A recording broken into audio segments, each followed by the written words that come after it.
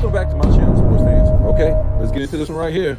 Steve Kerr has lost all credibility as far as knowing anything about basketball. And we're going to talk about this. And Bronny James puts up legendary numbers against the Bucks. Psych.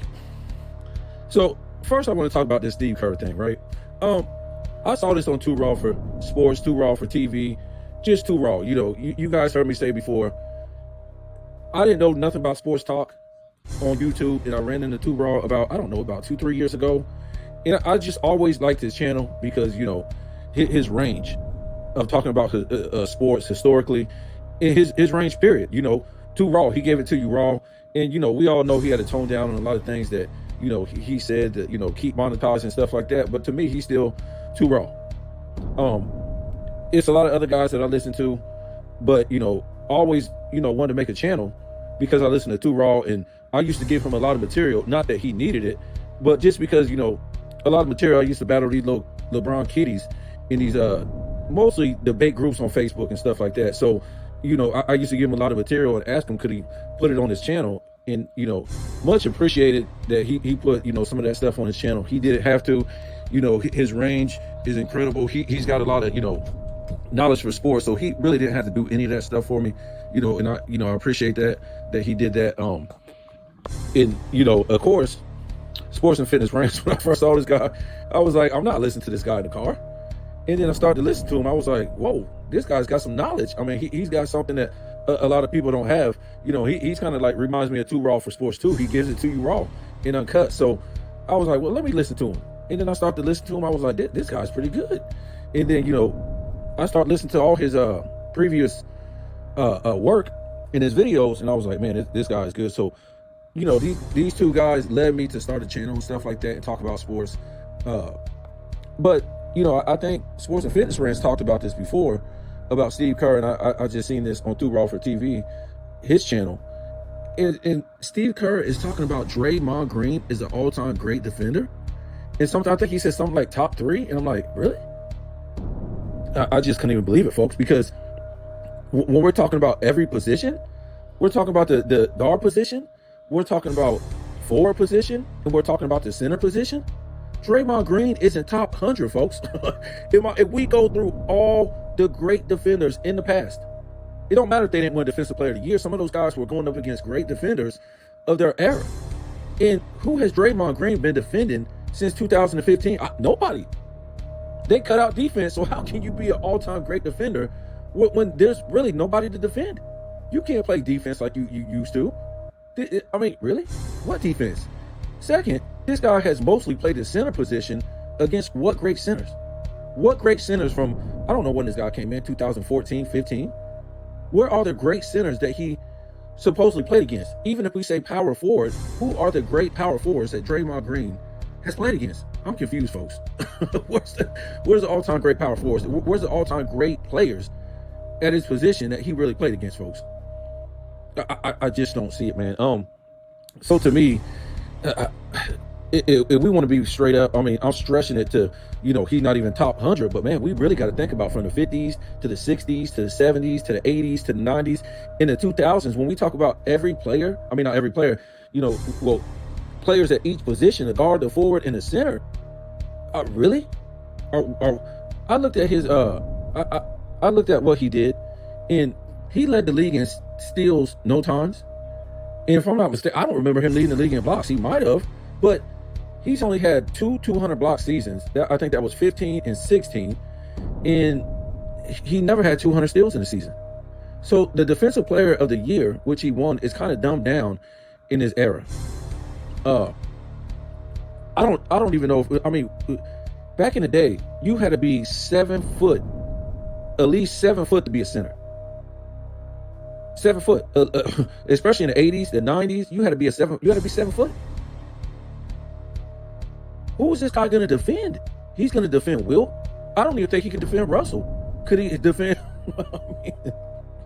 Moses Malone? I don't think he could defend Lottie Divac. I think Divac will put them skills on him. I just don't think so, folks. Not Alonzo Mourning. I don't think he could defend Mutombo, and Mutombo's not even a great offensive player. I don't think he could defend the all-time great centers. Hakeem Olajuwon will work circles around him. Shaq would abuse him. Shaq was abusing 7-footers, guys. What would he do with a 6'6" Draymond Green? Draymond Green is, how's he going to defend Charles Barkley? How's he going to defend Karl Malone? How's he going to defend Kevin Garnett? I mean, how's he going to defend, some of these guys like Tim Duncan? It would just be crazy, folks. And I know he's not going to defend any all-time great on the perimeter. Clyde Drexler, Michael Jordan, none of these guys, man. Who's he? Because they say he can defend 1 through 5. Kevin Johnson? You think this guy can defend Sean Kemp? You think this guy can defend Rasheed Wallace? I mean, I'm just trying to think of some names off the head. It's a joke. Glenn Rice? You think he could defend Glenn Rice? Oh man, what about Tim Hardaway? You think he could do Chris Mullin? What about any of them guys on the Dream Team? You think he could defend Scottie Pippen? You think he could defend Larry Bird or Kevin McHale? I don't think he could even defend Magic Johnson, Kareem. Wow, what are we talking about? How are you going to defend these guys in past eras when you don't even play in the defensive area? You're defending skinny 3-point shooters. Really? Who are you going to defend? Karl Anthony Towns? Hey, look, Steve Kerr, he's finished. He's finished. He has no credibility. Let's really look at his resume in general, right? Who did he beat in the finals? Well, he beat a Miami Heat team. Trash, whatever. Miami Heat's getting beat by everybody in the finals now. Who else he beat? Did he? Was it Miami? Was it Miami? No, my fault. It was Boston. I'm sorry. They beat Boston. I'll give him that. But okay, he beat LeBron James back to back with Kevin Durant. Steve Kerr, he beat LeBron James when 2 of his top players went down. When LeBron James the Cavs had a 2-1 lead. So 15, he beat a Cavs team that lost both of their stars, was up 2-1. LeBron choked that up because he decided he wanted to be the shooter. We all know that, right?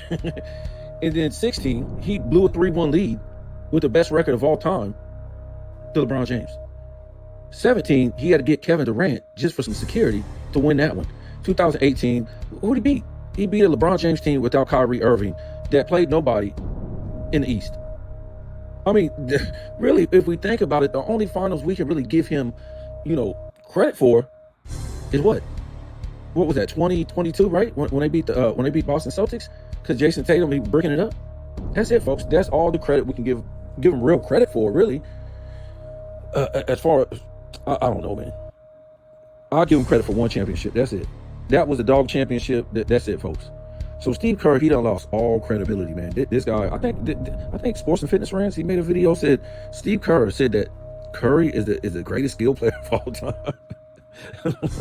See, to me, when I talk about greatest skill players of all time, we got to go to positional skills, right? Okay, and then we look at these guys' resumes, and they're winning scoring titles, rebound titles, steals titles, block titles, assist titles. And you go look at these guys with all these different statistical accolades. Those are great skill guys, folks. Even when we look at Dwight Howard, I think he had like a few rebound titles, a few block titles. He's got more statistical titles. I'm talking about he blows LeBron James out the water in statistical titles. What was it, like 3 defensive players of the year? So that's what I'm saying. So he's better. Draymond Green is better than Dwight Howard. And Dwight Howard has, what, he won like 3 in a row? No way, folks. And Dwight Howard won those, I think, if I'm not mistaken, in the 2000s when they really, they at least was playing defense. They cut out defense. But at least those guys that he was playing against, a lot of them were 90s mentality type of guys. So they were still playing defense, right? So Steve Kerr is a joke, man. I don't know why everybody try to give him all this credit. Like, he was this great coach. He inherited a team from Mark Jackson.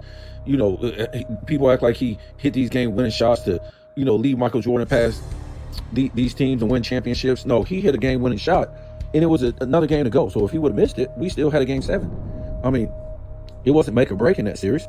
But, if you go watch Steve Kerr play in these games, man, this guy he is what he is. He's not even a fringe all-star, man. He's not even a fringe all-star. To me, I think John Paxson was better. John Paxson was a better player. I think John Paxson, he could facilitate more. He could drive to the basket more. He hit big-time shots. Go back and watch the 91 finals. He was killing. Paxson was, let me tell you something. I don't even think they would win the finals. The Bulls would, but there's no way they would have won that 4-1 if Paxson would not have been killing the Lakers. He was killing the folks. He was knocking them shots down. He was unconscious. So I've never seen Steve Kerr like that in the finals all through the game like John Paxson. John Paxson was a killer in the finals. So let's get into Bronny James. What a joke. He scored 17 points in 7 for 10 from the field, minus 36, a couple of rebounds, a couple of assists. I think he was 2 for 4 from 3. That's what I'm going to tell you guys. If you guys don't think this was on purpose to get Bronny James in that game and take the most shots, how was Bronny taking the most shots and scoring? Well, I don't know if he took the most shots. How was he scoring the most points? How was he scoring the most points on that team? Even though, all these guys were out, Reeves and Luka and LeBron, still, you got these other guys who should be higher on the ladder than Bronny James. And he was a minus 36. He was no good while he was really on the floor. Yes, he shot good, but they was getting ran off the floor. And this is what I'm going to tell you guys. Bronny James, I don't know. I think maybe LeBron James might, play next year, but I won't doubt if he retires. Bronny James is going to be either, well, if Austin Reeves stays there, I think Bronny James is going to be the third option. Mark my words, LeBron James did all he could for the Lakers in the NBA. Don't think this thing is just the NBA. No, this thing is a circus clown act show by the entire NBA folks. They have nothing to sell their game based on greatness anymore. That's over. That was over when LeBron went and built these super teams in Miami, and he kept building super teams back in Cleveland and stuff like that. Selling the game based on on-court greatness, that was over then. It was a wrap, okay? So this is what the NBA is approving. This is what the NBA wants. Don't think it's just the Lakers, folks, because I hear a lot of people say this is just the Lakers' fault and this is the Lakers doing this and LeBron James is just doing this. This is the NBA, folks. The NBA is a business. The NBA is an organization, and the players, the coaches, the owners, they're always going to have say-so in this stuff right here. So the owners, when we talk about the owners want this because this has to do with them making money. They make money whether they lose or they win. It don't matter if they only win 17 games that season. They're all making money off of this. They all got to share the pot or whatever like that. So the owners are in on this. They don't care. This is the league they want. They can't sell their league based off of greatness. They've approved carrying, traveling, and all this stuff, breaking the rules. They brought in a whole bunch of officials who aren't really real officials. They changed the game to bring in these international players who we were lied to. They said these guys were, skilled and more fundamentally sound than Americans. But when we look at them, all they do is travel and carry. They're not upholding those standards. They're not, oh no, we're not going to do this like the Americans. We want to uphold a standard. We don't want to travel and carry. We want to play defense. We want to play regular basketball. No, they brought these international players in so they can change this game. They don't want the game like it used to because these guys will get mollywopped if they play the game like they used to. None of these international players could play back in the day. That's what I'm trying to tell you. And when I try to tell you, like, our dream team guys from 92, 96, and 2000 would mollywop any, when this Olympic team, the 2024 team went to the Olympics, what happened? They almost got beat. You think that any of those dream teams is almost going to get beat by you guys? No, folks. That's just how it is. So all this has changed for these international players. They're not that good, folks. But yeah, this is what these owners want. This is what these players want. Where's the resistance from these players? We remember Jaylen Brown. He whispered something on the sideline about Bronny, and he had apologized for even whispering something. So you already know these players aren't even allowed to say nothing about this circus show, because they say something about it, it's going to hurt their money, it's going to hurt their career, and they just got to play part in this whole circus show, which is not a real sports league. I told you, a real professional sports league. Yes, it's a real sports league. It's just not a real professional sports league. So because there's no on-court greatness anymore, they basically got to sell it off of a soap opera 95%. And we told you before, you always need a soap opera in sports, right? We remember in baseball, we had the Bo Jacksons. Look at that soap opera. We had the Deion Sanders playing 2 sports. Look at that soap opera. We had the King Griffey Juniors. Look at that soap opera. We had the Ricky Hendersons. Look at that soap opera. We had the Sammy Sosas and the David Justices with Holly Berry and the Bobby Bonilla's and the Kirby Puckett and the Dave Winfield and the Joe Carter's. That was straight great back then. A lot of soap opera back then in the MLB. But hey, they decided to kick all the black players out. Now you just got people who don't speak English. You have no soap opera. That's called greed right there, right? And our average fan is 50 years old now. I guess the average NBA fan now is what? 12 years old or something. If you see the way their fans comment, the way they act now, you can tell the fans are really young now. The average fan is like, they act like they're 12 years old. There's no standard in this game. You know, back in the day, in the 80s, 90s, 70s, 60s, it was a standard. It was a standard. There's no more standard. That's why you got all these little kids. They don't have to know about the history of basketball. They don't care. They don't know about no standards. They don't know about how the NBA was played up until what? I would say until about 215, really. Positional basketball. So that went out the door. And yeah, Bronny James, he's going to be the next circus act. If not, he's already the next circus act. He's going to be, to me, I think he's going to be playing in the playoffs. I think he's going to be playing more often now. He's definitely going to be on the roster next year. He ain't going to be in that D League, G League, whatever it is. He's going to be on the court. He's going to be playing. I don't know if LeBron's going to leave, but LeBron James, he's basically fulfilled, you know, what he needed to do for the NBA, because the NBA has did all this lying and all this exaggerating and all this buffoonery for him. So him get Bronny over here now to make it a circus in LA. He gets Luka over here. And you know, Reeves is going to come into his own. They don't really need LeBron James in the future. They got Bronny, Reeves, and they got Luka. That's going to be the circus. Does it matter if they win championships? No, it really don't matter. It don't matter as long as they got their circus over there. That really don't matter. LeBron James will be replaced with Bronny. He will be. Remember, LeBron James is the biggest circus now. He ain't playing for nothing. He's playing for money, and he's playing to create a circus. So we've already seen this since. Well, for a while now, but especially since, you know, he got blown out by the Warriors in 18, it hasn't mattered if he won a championship. Only thing that matters is he keeps a circus around the NBA, so the NBA is talked about on social media and ESPN and stuff like that to keep this thing afloat. Because again, they can't sell this game based on on-court greatness. So you need a circus. He needs to say dumb stuff and, you know, piss people off and just different things. But what I'm trying to say is, when he leaves, Bronny will be the next circus. And don't be surprised, folks. These players in this NBA, because they've already got the memo, they got to play part in it. They're going to play no defense on Bronny. Might be magnet rims, I don't know. But Bronny is going to come into his own, and it's going to be this push for Bronny. We told you so. Why'd you doubt Bronny? Why'd you doubt LeBron James? All this nonsense that we hear to this day about LeBron James. And I got to say, these got to be the most boring guys. Bronny was in an interview post-game, and he reminds you of his father. There's nothing about these guys that you don't want to hear nothing. These people are boring.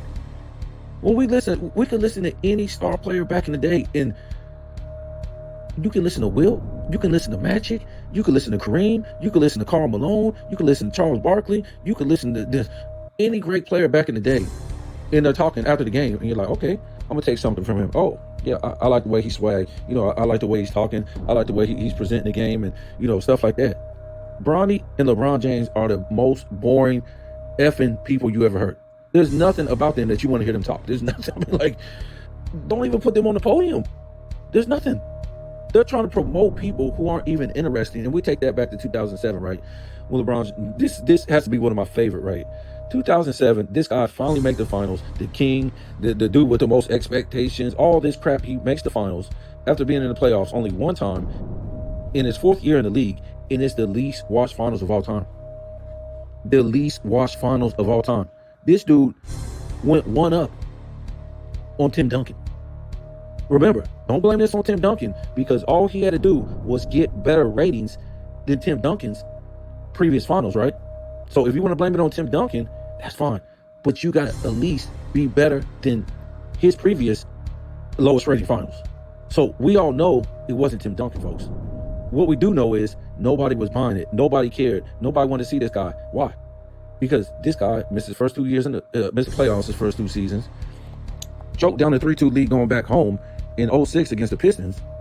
Okay, he wasn't supposed to win, but when we look at his numbers, the next two games, he choked it down. And he goes through the East playing nobody to make it to the finals, having horrible games on the way. And folks, nobody even gave him a chance, because we could have been like, yeah, man, you know, it was the second lowest rated finals of all time. Because you can do that. You can be like, oh, you got blew out in game one. They weren't even blowouts, really. They were close games. Matter of fact, they weren't even blowouts. They just lost 4 games. But the people back then, they could have been like, well, we're going to see what's going on in game one. We're going to watch game two. And then they could have been like, oh, they're going to get blown out. And then, people could have slacked off, or, they're going to get swept. And they could have slacked off for games 3 and 4. No, folks. No, folks. Nobody was watching it, period. Nobody wanted to see this guy. Nobody wanted to see. The lowest rating finals of all time don't happen like that because you missed 1 game or 2 games. No, folks. Nobody was watching this trash at all. And I can remember 2007, it was nothing going on in the world that was bad, that was stopping people from watching. Pop culture was at an all-time high. Music, movies, sitcoms, sports, everything. I remember, folks. I remember the Rihanna and the T.I. Just Live Your Life. I'm talking about, man, it was good music back then. It was great. So there's no excuse for nobody wanting to see the King. Because the next year, in 2008, Kobe went to the finals, and what happened? It wasn't even close to lowest rating finals of all time. Not even close. But yeah, man, nobody.